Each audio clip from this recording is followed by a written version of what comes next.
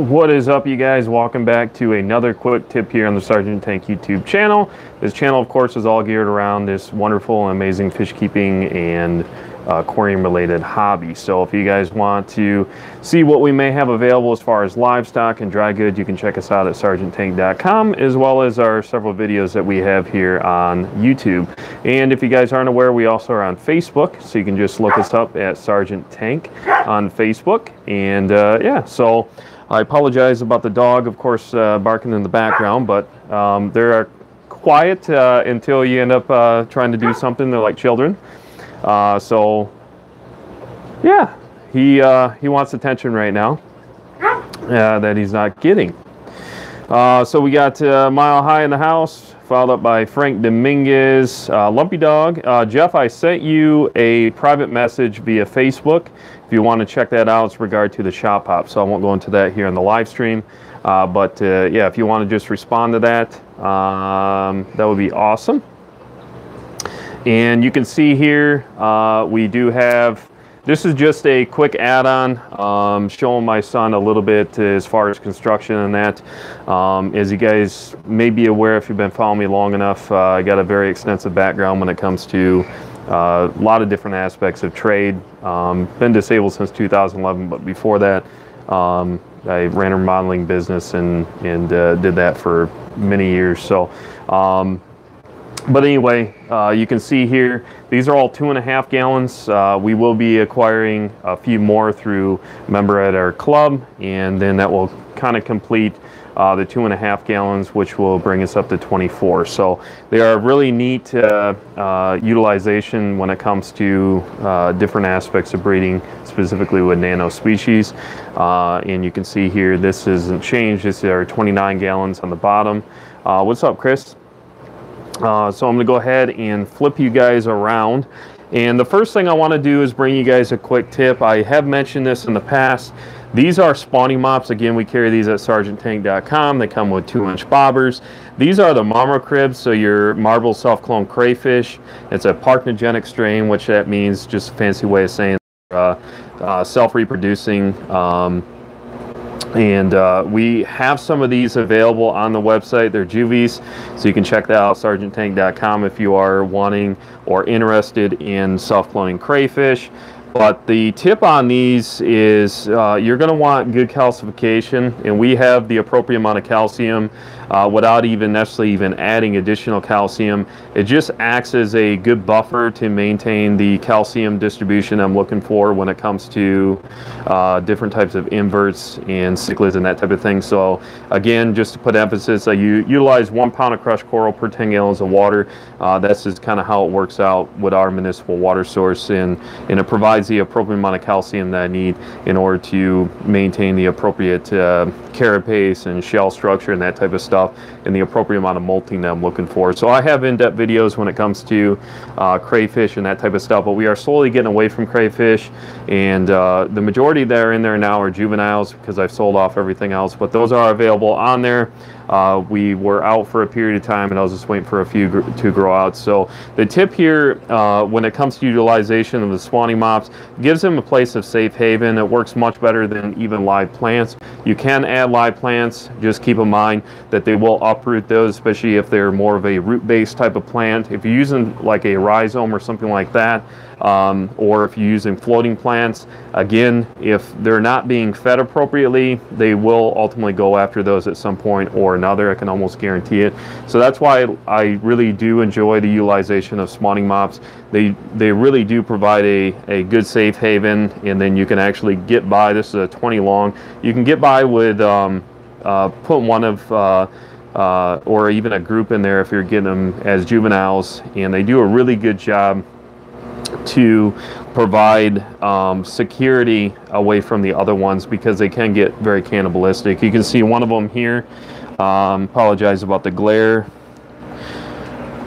It's not the most optimal, the fish room, when it comes to videography. So That rack system over the weekend, this used to be holding the 10 2.5 gallons, which I'll show you here in just a second again, that these have been relocated. So these are 310s here on the top. So that is a 9 10-gallon rack system. This will be strictly utilized for quarantine. Right now we have Celestial Pearl Danios, we have some Limia species, we have some paradise fish, we have some lime green endlers. Those are available on the website. So right now they're just either grow outs or breeding systems. So those are available on there. I did add some additional ancestors plecos, so if you want to check those out, those are available on the website. And again, anybody just popping in here, this is a new addition. Only took probably about 5 minutes to slam this thing together. I was saying at the beginning of the live stream, I was kind of walking my son through the basis of structural engineering, that type of stuff. So let me get rid of this here. So one of the things that I do want to point out, I find oftentimes, especially with cinder blocks, and this is an old cinder block wall that you can see here. So what they used to do back in the day, and you see, that's why you end up getting a lot of this stuff. And a lot of those issues can actually happen through just the lack in the appropriate amount of grading. So what happened here, because when the house was built, and this was something, and this is kind of taking a separate little side rant here, but when we got our house about 12 years ago, it was actually the inspector, when they went through, I pushed back with the inspector, and long story short, I shared this on a live stream sometime back, and we actually got cut a check, which is like unheard of at the time of closing. Actually, the previous homeowners ended up cutting us a check as the new home buyers to fix the appropriate grading and driveway, which is actually causing that issue. So needless to say, the inspector probably looked at me like, how do I even know what I'm talking about? But then you learn real quickly. That was my background. So here I find most of the time people are actually doing these inappropriately. They're actually flipping them. A lot of times they want to put stuff in there, and actually from a engineering structural standpoint, you're actually defeating the purpose. So the structural integrity of these are actually the way that they should be, just like you would see here. And what they would do inside of these is they would actually put rebar and then concrete. So you could essentially actually put like a concrete and then so yes, just kind of give you the basis behind there. So but I'm trying to think what else we have on the website. I did add some Neocaridina Devidae. These are a blue dream, also known as fantasy blue. So they're constantly reclassified, but more or less are just a blue variety of your Neocaridina shrimp. And I did add those to the website as well. So really nice blues. So you guys can definitely check that out if you want to. Let's see here. Give me just a second, you guys. Charlie, how you doing, buddy? Mr. D's Tank some more. Hello. Let's see here. Keith, hello.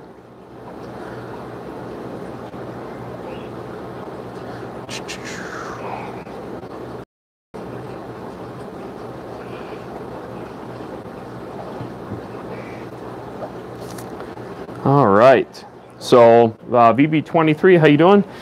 Let's see here. So yeah, I mean, I wanted to just quick bring you guys an update, and you can let me know right now if you have any other questions for me. I did also add some Pelvichromis on there, which are the Pelvichromis pulcher. So those are available now for you guys on the website, so you can check that out.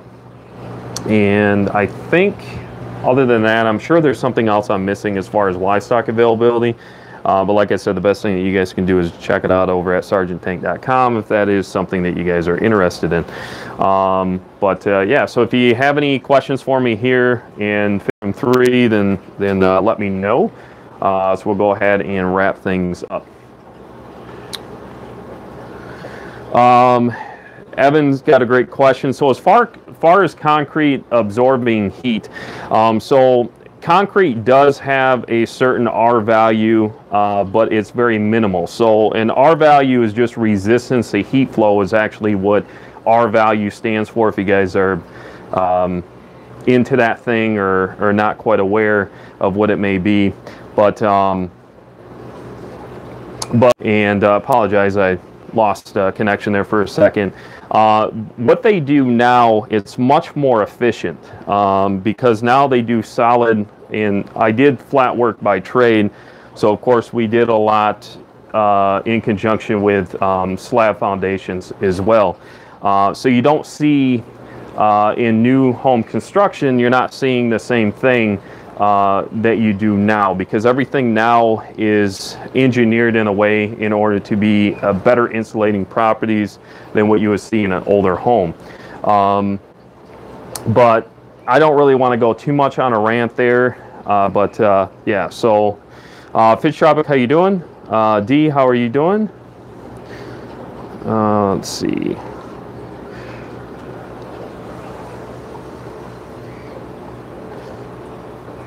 And then as far as heating this area, as I've talked about before, I'll show you guys here in just a second. As you can see, I don't have any exterior, any type of insulation here. And there's a reason why, in the sense that I don't necessarily have that. There's a couple of different reasons. I'm not going to go into exactly what those are, just know that there's reasons behind it. And it really is kind of doesn't matter at this point. But I will show you what heats this room here. And then this is a 30,000 BTU heater here. This is a natural gas heater that I slammed in last year.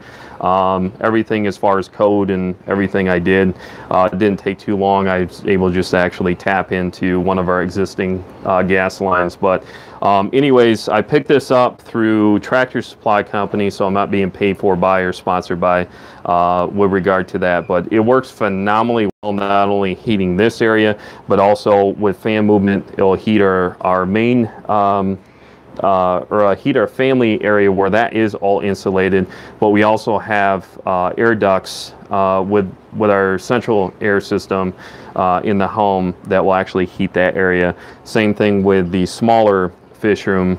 Fish room 1 has another air heating supply in there as well. So really, as far as from that standpoint, what heats this area is that 30,000 BTU natural gas heater. So it's much more energy efficient anyway than running electric because of our electricity costs. That's of course what adds up here, especially in the States, especially being in Michigan. Gas isn't too terribly expensive. Liberty Bell Cichlids, hello. Aqua Balls, hello. Do you introduce new fish to a species you are breeding to create genetic diversity?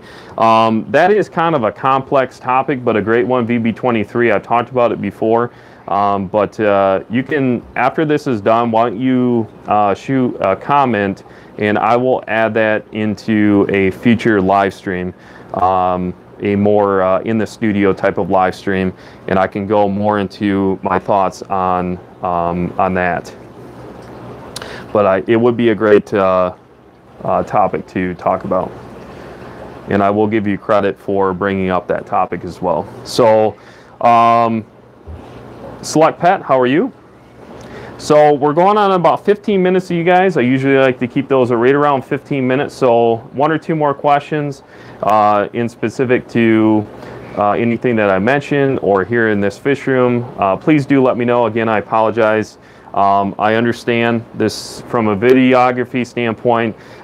It's not even following the basics with lighting and all of that, but the main thing is information. That's what I'm here on the platform to do, is to try to provide you guys some insight and information, a real life perspective. So again, this is an old school fish room. I'm trying to get things more from a functionality point of view. That's why I added this system again here, which I like really well. So it's at the perfect height that I need.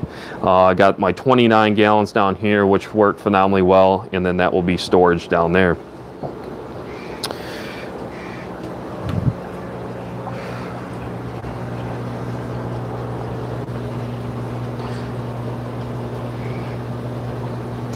And then as far as total active tanks, I know that was a question that was brought up before, and I did actually go through.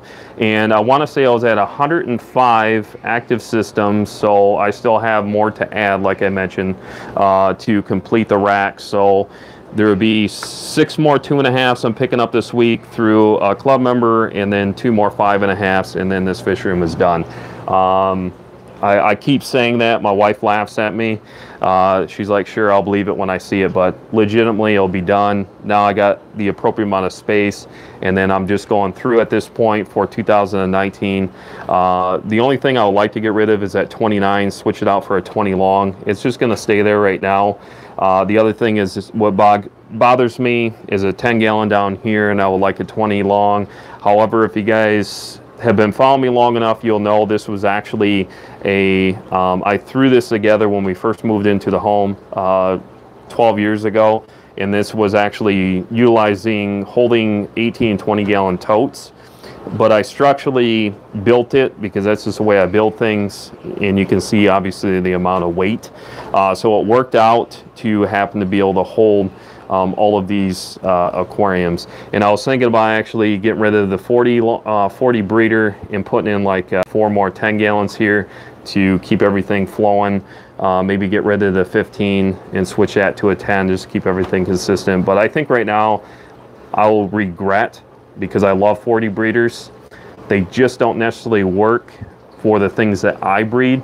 I'd rather have more capacity when it comes to not necessarily tank volume in one tank, but I'd rather, you know, put 4 tanks in here rather than having 1 tank, if that makes sense, because of dealing with more nano species and shrimp and stuff like that.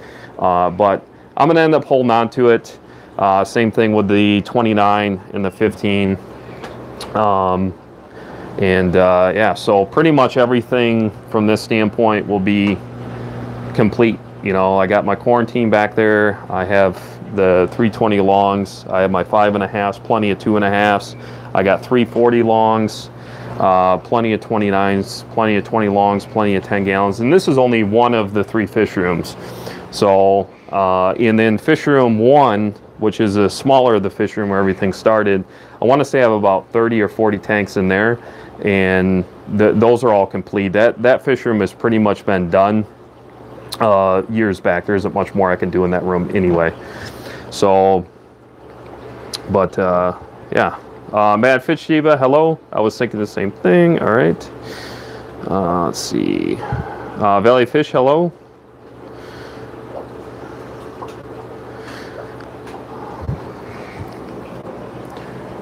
All right. Well, I appreciate it very much, you guys.